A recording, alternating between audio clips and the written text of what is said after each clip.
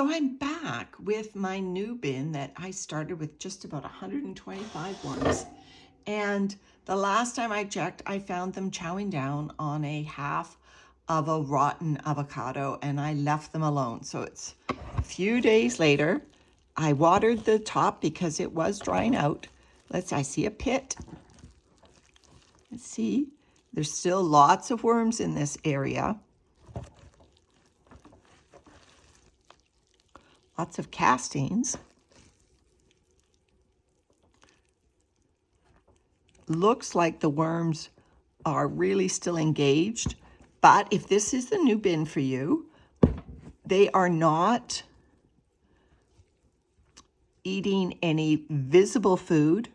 It looks like there's no sign of the actual half avocado that we found last time. I'm just going to move my arm a little bit this way in the bin. You can see how dry the bin is getting on the top. We're in a bit of a heat wave right now. Heat wave for Victoria. But you see, look, I'm seeing worms dispersed from that feeding zone. They are out foraging, even though these area is dry. You can see worms out here. Oh, he stuck to my finger. There are worms out here looking for food. Let's see if in the far, I'm bringing material in from the far corners. This is a long bin, and look, I find worms way over here. So here's a sign that these worms are hungry because they've depleted enough of the other food that they are out looking. Now, this stuff is far too dry. I've been misting it, but not wanting to disturb the feeding zone. So I'm just gonna mist right now, even before I feed, just to get that cardboard nice and moist, because my feeding today is mostly pureed or chopped, not pureed, banana peels and asparagus stems and tea leaves, and none of those are very moist. Pardon me for the croakiness. So I've put quite a bit of misting, but you'll see that actually probably only did the top, but I'm sure that any will be appreciated by the worms. I'll have to mist again after I'm finished feeding, but I'm happy to see that the worms were out foraging. And oh, and here is our half avocado. I turned it up. Obviously the shell won't have gone, and oh, look at that. Actually, look at that. There still is a bit of green left. Interesting. Okay, I will put those worms back in their little avocado home. What an appetizing avocado that is, huh? Very nifty. So I will keep that in the same corner, I think, just to keep things a little consistent. There we go. And definitely the castings are keeping it moist here. So I think I'll feed in the center this time.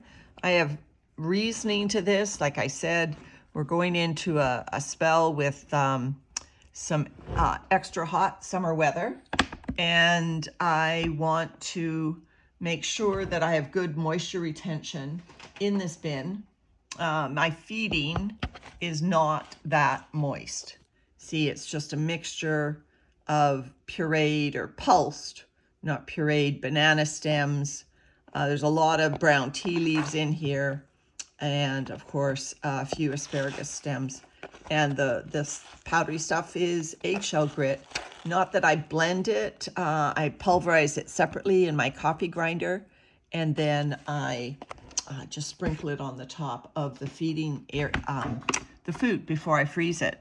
So this is about as much food as I'm giving those worms. If you smushed all this food together, you'd probably fit it in about half of a small avocado. So for 125 worms, that's all they're getting. It is not that wet, that feeding. I have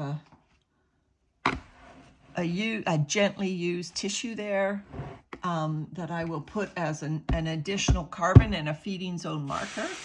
And I will just really soak that. Now you can do this with a new bin because There are not enough castings in here to hold on to moisture. Our summer humidity is quite low.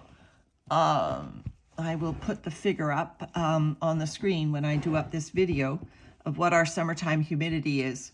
And so these bins dry out. And so that's it for my new bin feeding. That's how much I fed. That's the conditions. I looked for worms being dispersed in the material before I fed. And that gave me the signal that they were done with that first feeding enough that some of them were out looking for more. All right, everyone, take care.